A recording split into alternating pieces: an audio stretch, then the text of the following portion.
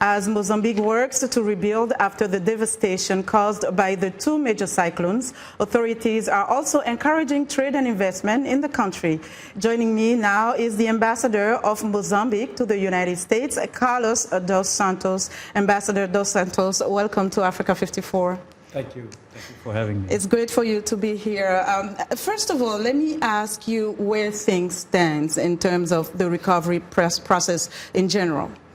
Yes, following the pledging conference that happened in the city of Beira, the government of Mozambique had already established a dedicated office to work on needs assessment and what needs to be done. And now that we have the funds pledged, we are now in the process of receiving those funds. The disbursements are happening, some faster than others. Okay.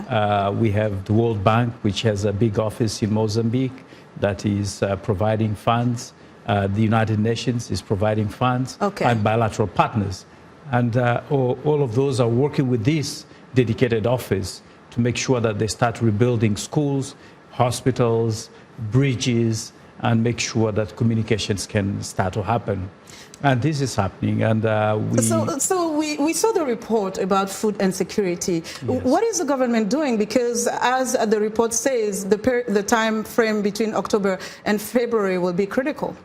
Yes. As you know, the government made sure that they would save lives, okay, and they would have people in safe areas and help them rebuild their houses. And these people are also being provided with food assistance.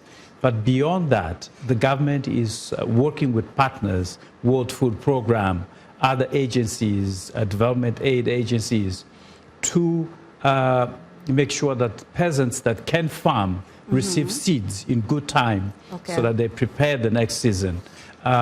Before that, they will definitely depend on food aid.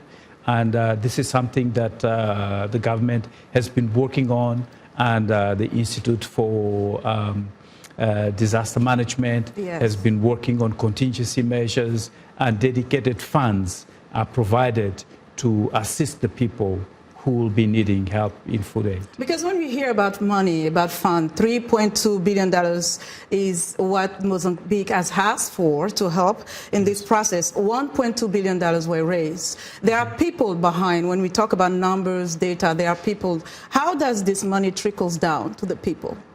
That is why the government of Mozambique decided to establish a dedicated office, okay, to look at what happens first and second and third. Because first you have to make sure that the people are in safe areas. And next you have to make sure that they have hospitals and schools so that children can go to school. And then make sure that they have food. And on the basis of the available amounts now from the 1.2 billion, things will start to happen. And for the reconstruction, you have to have tenders so that companies can bid and provide the services that are required. And this is what is being done. And I think we have good partners from the international community that are helping the government of Mozambique. And there is also a movement internationally, including here in the United States, where communities, Mozambicans here in the United States, non-governmental organizations are organizing themselves to mobilize additional funds. For instance, on Sunday, I'm going to New Jersey to participate in a walkathon that is being organized by We Love You Foundation. Okay. It's based in Korea, but it has offices here. And they organize this every year. This year, they are mobilizing funds to help Idai. So we see this type of initiative that are helping, because yes, there is a gap there between 3.2 billion and 1.2 billion. So now I know that huge gap indeed. Recently, the government the country hosted the U.S. Africa Business Summit organized by the Corporate Council on Africa. And is it a way to really help in that pathway into recovery? Yes, it did. The development of the country will depend on how much investment, domestic and international investment can happen in the country.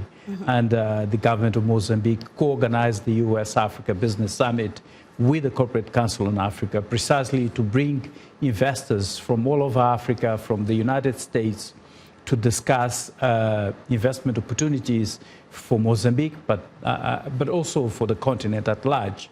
And that summit was a resounding success because the U.S. government was represented at the highest level.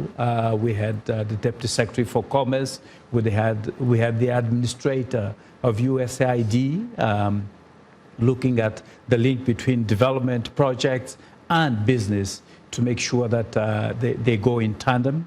And we had the launch of the initiative by the U.S. administration called Prosper Africa.